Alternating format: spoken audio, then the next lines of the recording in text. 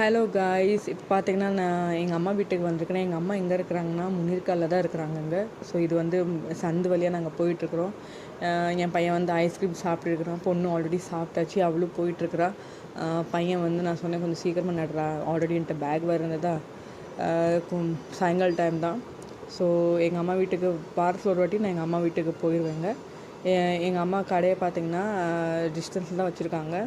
கடையில் வந்து வடை, மட்டி, டீ போடுவாங்க. இந்த வயசுலேயும் அவங்க இவ்வளோ சுறுசுறுப்பாக வேலை செய்கிறாங்க பார்த்தாலே எனக்கு ஆச்சரியமாக இருக்குது.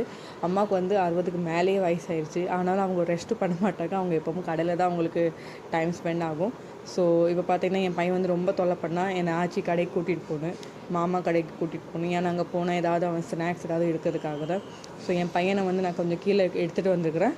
கடையில் பார்த்திங்கன்னா இங்கே அம்மா வந்து வடை சுட்டுக்கிட்டுருக்காங்க.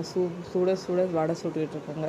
என்னைக்காவது நீங்களும் ஆர்கேபுரம் சைடு வந்தீங்கன்னா கண்டிப்பாக எங்கள் அம்மா கையால் வடை சாப்பிட்டு பாருங்கள், ரொம்ப சூப்பராக இருக்கும்.